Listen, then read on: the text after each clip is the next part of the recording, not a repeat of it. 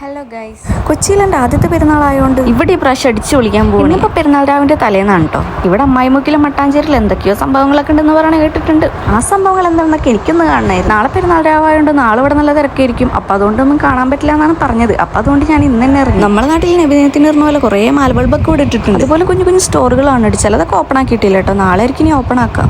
നമ്മളുടെ അവിടെ പെരുന്നാൾ വഴികളിലൊന്നും ലേറ്റ് ഇല്ല, പക്ഷെ പള്ളിമേലൊക്കെ ലേറ്റ് ഇട്ടാലിട്ട് അത്ര ഉള്ളൂ.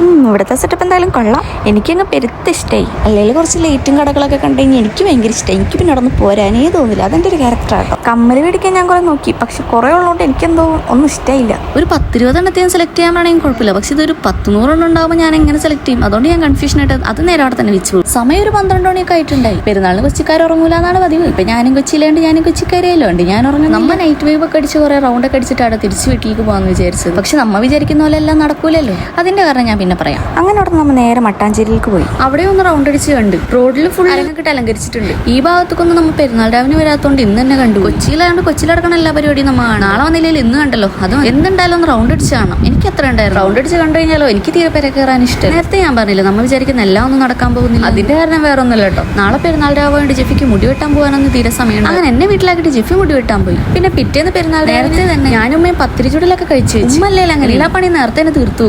അങ്ങനെ രാത്രി ഒരു 8:30 ആയപ്പോഴേക്കും ജെഫി വന്നു. നമ്മ നേരെ പുറത്തേക്ക് വിട്ടു. നമ്മളെ വീട്ടിൽ നിന്ന് പുറത്തേക്ക് ഇറങ്ങുമ്പോൾ കഴിച്ചത് അമ്മായിമുക്കിലുള്ളവരൊക്കെ കാർ പാർക്ക് ചെയ്തേക്കുന്ന ഇവിടെയാണ്. മെയിൻ റോഡിൽ ഇറങ്ങിയപ്പോൾ അടിപൊളി തിരക്ക്. ഞങ്ങൾ നിഴൽ കണ്ടപ്പോഴേക്കും ഒരുത്തം നമ്മളെ കൂടെ കൂടി. അങ്ങനെ നമ്മൾ നേരെ ഫസ്റ്റ് പോയത് കസിന്റെ വീട്ടിലേക്കാണ്. അവിടെ ചെന്നപ്പോൾ തുടങ്ങിയത് ഇവന്മാരെ നമ്മൾ പടക്കം പൊട്ടിക്കാൻ വിളിക്കും. നമ്മൾ നേരെ ഉള്ളിൽ പോയി വർത്താനൊക്കെ പറഞ്ഞിരുന്നപ്പോഴേക്കും ഇക്കാക്ക പടക്കം പൊട്ടണമെന്ന് ടെസ്റ്റ് ചെയ്യാൻ തുടങ്ങി. ഇവൾക്കാണെങ്കിൽ കയ്യിലിരിക്കുന്ന സാധനം എന്താണെന്ന് പോലെ അറിയാം. ജെഫി ഒരു നല്ല കൊച്ചാപ്പായ പടക്കം എങ്ങനെ തിന്നാന്ന് കൊച്ചിന് പറഞ്ഞു കൊടുത്തു. അല്ലെങ്കിൽ കൊച്ചാപ്പന്മാരായി അങ്ങനെ വേണം. ഇത്ര നേരം കയ്യിലിരുന്ന മിഠായി പോലത്തെ സാധനം കണ്ടിട്ട് അവളുടെ കൂടെ ഞെട്ടാൻ ഒരാളെയും കിട്ടിയത്. പിന്നെ ഇവൻ ആള് ചെറുതാണെങ്കിൽ അവൻ പൊട്ടിക്കുന്ന പടക്കൊക്കെ വലുതാ. ഉള്ളെല്ലാ പടക്കം പൊട്ടിക്കുന്നത് ഇവനാണ്. മേശാപുത്രിയൊക്കെ കത്തിച്ച് അവനൊരു മാസം നിൽക്കും. കുഞ്ഞു പിള്ളേരെ വലിയ പടക്കം പൊട്ടിക്കുമ്പോൾ ജെഫിത ഇവിടെ ടോർച്ചും പിടിച്ചിരിക്കുന്നു.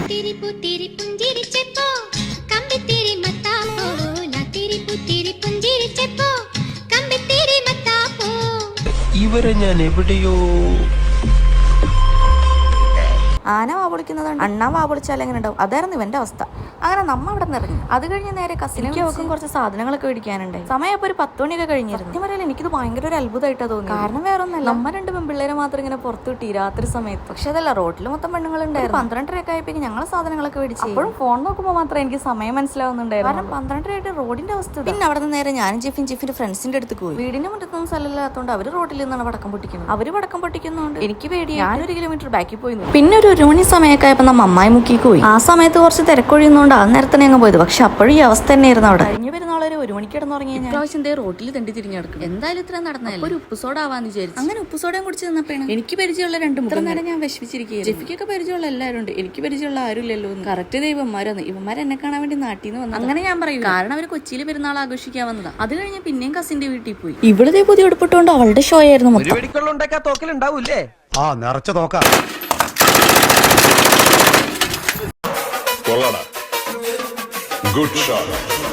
പിന്നെ ആകമത്തൊരു പുകമേയായിരുന്നു. എന്തിനാ ആളുകൾ പടക്കം പൊട്ടിച്ചേ?